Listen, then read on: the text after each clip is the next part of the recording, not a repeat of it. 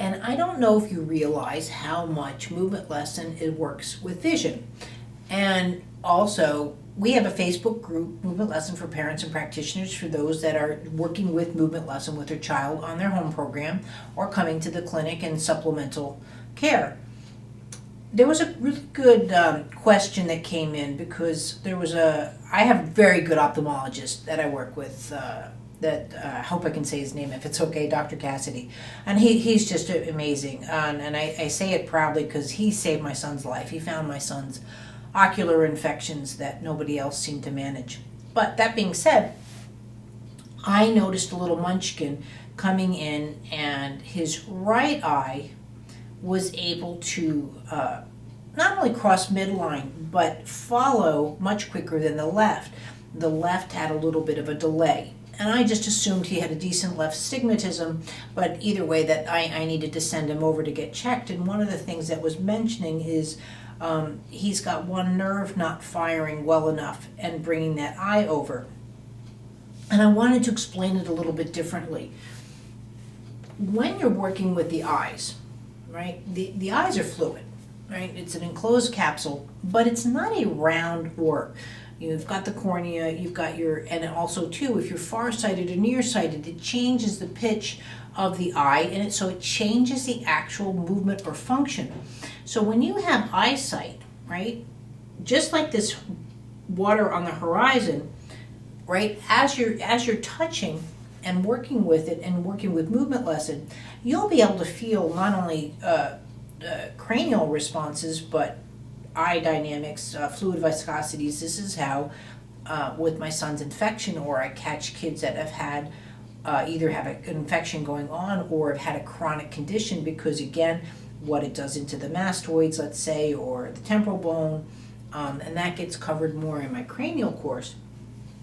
But whether it's the movement within the head or the eye itself, so now when someone has, let's say, astigmatism, right, or if they're even a lazy eye, what you're seeing is in a response is, so you have dynamics of vision as I look for the left or the right. But again, do you see the difference as it's just harder for that eye to come over? And so the muscles respond to these kind of things. So when you have astigmatism, what it is that you have more of an oval shaped viewing through the cornea versus a round. And now that oval can go vertical and horizontal. And another video that I did on the Facebook group is also that I have a child that just came in with both a pretty severe vertical stigmatism, but also a horizontal stigmatism. So again, that's where you have just something as simple as what someone might think, and very hereditary, by the way, is astigmatism, but causing really, you don't have binocular vision, you don't have convergence, you have depth perception issues. And that's also where someone can misread that and claim it to be more of a CBI case.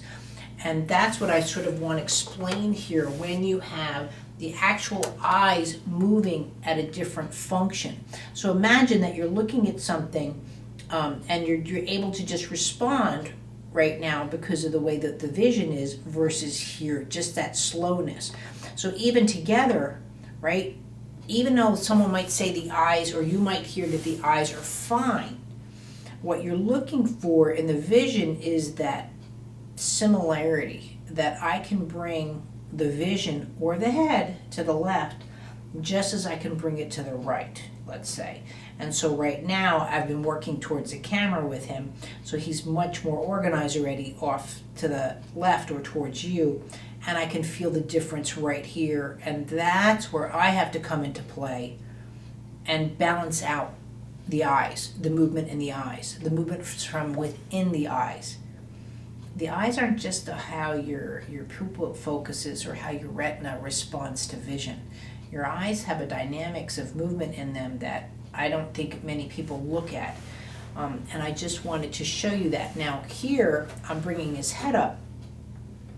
And again, from an immature person, the thumbs will be here and see the tilt, but it's more of an exterior movement. You really want to feel that drop and going in, and that's where the eyes really can find their neutrals. This is what babies do when they're first born. They go back to that neutral. There he goes. So that's what I had to do and find where, and now he has that equal response of vision and movement within his body. Now, he was a professional athlete, so I hope he has really good vision, but this is also where athletes can lose a lot of their abilities. They don't realize that as we age, our eyes do change, but it's the eye movements that you have to keep an eye on. So just looking at eye structure and not looking at the full eye movements and how those eye movements now affect your body, that's where you're not getting all the information you need possibly to help yourself or to help your child. I can't tell you how like a good whiplash could organize what I'm telling you, not to your favor. Just having a little good jam coming up through C1 to your atlas, let's say, and your eyes aren't getting those fluid dynamics that they're used to, is very frustrating of not being able to look up or look down. What you might be frustrated that it hurts to put on your shoes, let's say, and you might not realize that it's the eyes that are interrupting a lot of that movement because of the hit.